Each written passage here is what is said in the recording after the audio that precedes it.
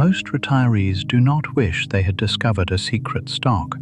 They wish they had made one boring decision 20 years earlier.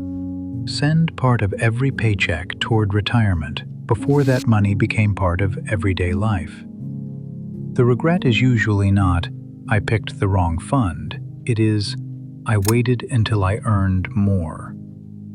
"I kept saving the same amount after every raise," or "I stopped when life became expensive and never restarted."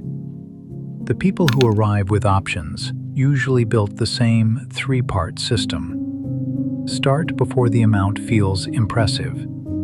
Step up the contribution automatically. And stay with the habit through imperfect years. If you are already 50 or 60, this still applies. The numbers change. The system does not. Start before it feels impressive. A small contribution looks almost pointless in the beginning. $100 disappears into an account, the balance barely moves, and retirement is too far away to feel real. But the first dollars are not valuable only because of their size. They buy time. At a hypothetical 7% annual return, $200 invested each month for 40 years would grow to roughly $525,000. Wait 20 years, and reaching the same amount over the remaining 20 years would require a little more than $1,000 each month. That is only an illustration.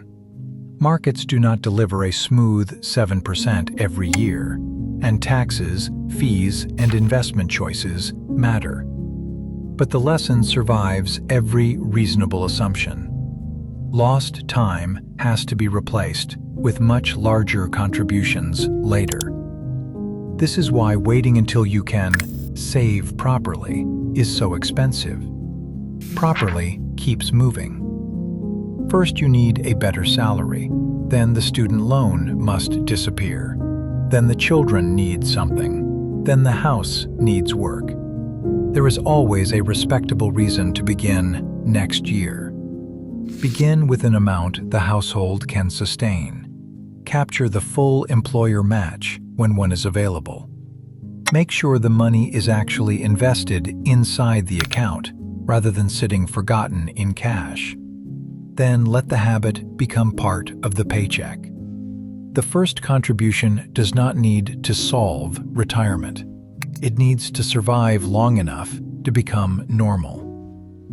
Whenever possible, use a percentage rather than one fixed dollar amount. A contribution of $100 may remain $100 for 15 years. A percentage rises with the paycheck, even before you make a deliberate increase. And check where the contribution actually goes. Enrollment is only the first step. Understand whether the account is invested in a diversified fund, a target date option, or something far more conservative than you intended. The habit creates the opportunity. The investment choice determines what the money is asked to do. Now, step it up. The amount that feels difficult at 25 may feel surprisingly small at 35. The problem is that many workers increase their lifestyle with every raise, while the retirement contribution remains frozen at the percentage selected during orientation. A larger paycheck becomes a larger car payment, a more expensive phone, better restaurants, and subscriptions nobody remembers approving. A few years later, the household earns far more, but feels exactly as tight. The simplest defense is to decide what happens to a raise before the raise arrives. One useful rule is to send part of every increase toward retirement automatically. If the contribution rate is 6%, raise it to 7%. If a debt disappears, redirect at least part of that old payment. If a bonus arrives, save a fixed portion before planning the enjoyable part. This works because you are not cutting a lifestyle you already learned to depend on. You are allowing only part of the new income to enter it. automatic escalation can do the same job, without requiring a fresh decision every year. A 1 percentage point increase may be barely noticeable in a paycheck, but repeated increases can move a worker from a token contribution to a serious savings rate. The goal is not to max out every account at any cost. High-interest debt, basic insurance, and an emergency reserve still matter. The goal is to stop treating the contribution selected 20 years ago as though it were permanently correct. If you are listening at 58 and thinking this is advice for your children, do not leave yet. You cannot recreate 40 years of compounding. You can still use the years in front of you more aggressively. For 2026, the employee contribution limit for most 401k, 403b, and governmental 457 plans is $24,500. People age 50 or older may generally contribute an additional $8,000 when the plan allows it.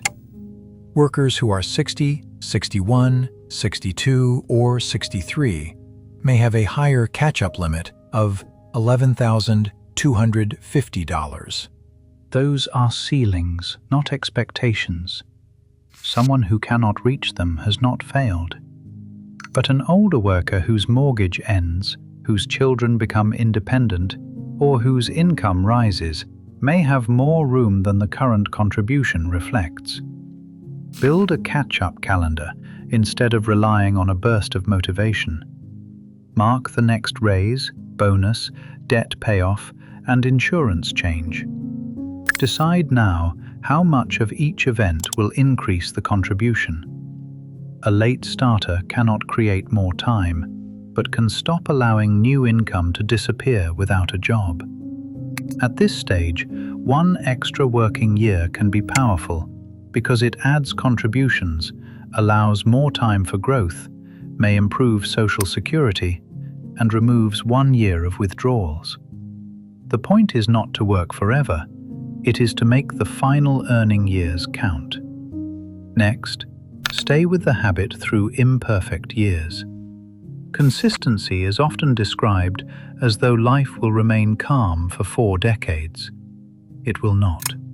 There will be layoffs, medical bills, recessions, divorces, aging parents, children who need help, and years when saving the ideal percentage is impossible.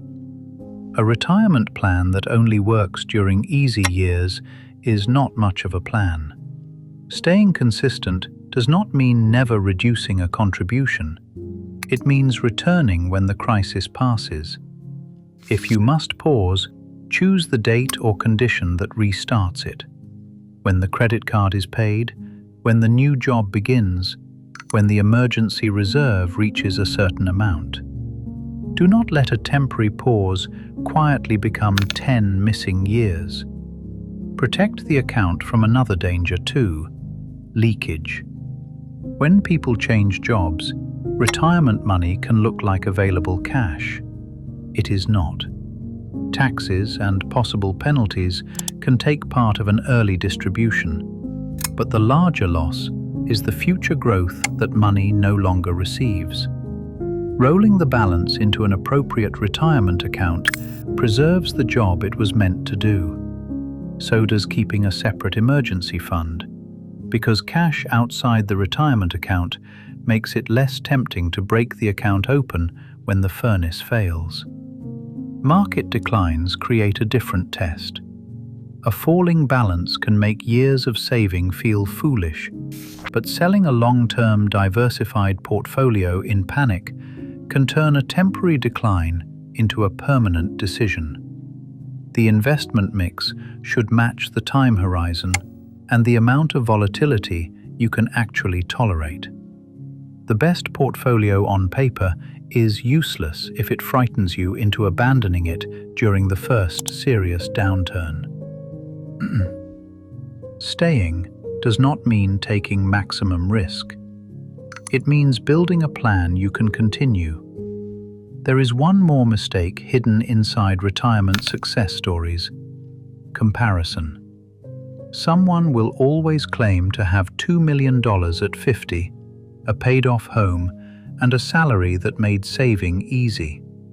Another person spent their 20s in survival mode, supported children, paid medical bills, or did not receive an employer plan at all. The impressive balance can show what time and consistency are capable of.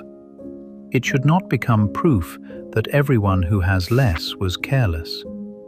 Comparison often produces one of two bad reactions. A late starter gives up because catching the other person feels impossible.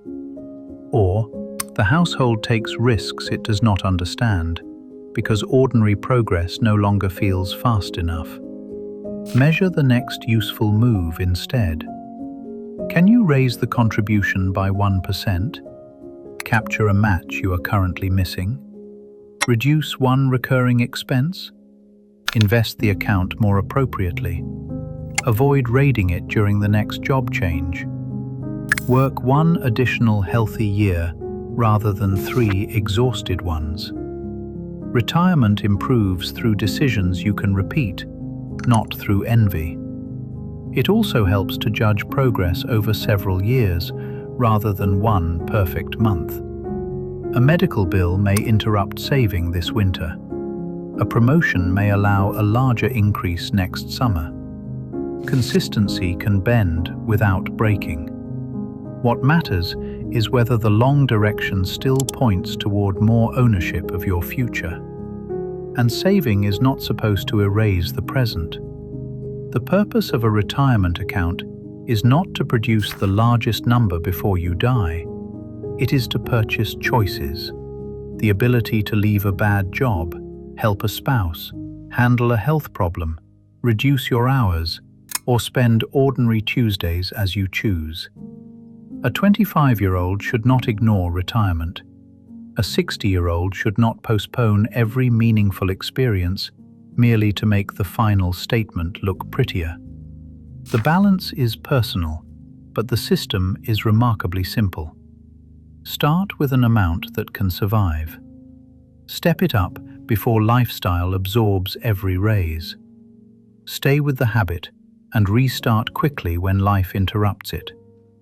The deepest regret is not failing to predict the winning investment. It is leaving retirement dependent on motivation for 20 or 30 years. A good system removes the decision from most paydays. The contribution happens first. Spending adjusts to what remains. Raises improve both the present and the future. Temporary setbacks have a written restart point.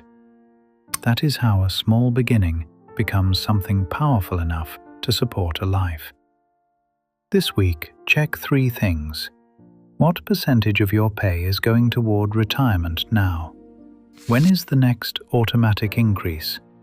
And what protects the account when life becomes expensive? In the comments, tell me the one retirement habit you wish you had started earlier, or the advice you would give your younger self today. You cannot send money back 20 years. You can stop sending the same regret forward.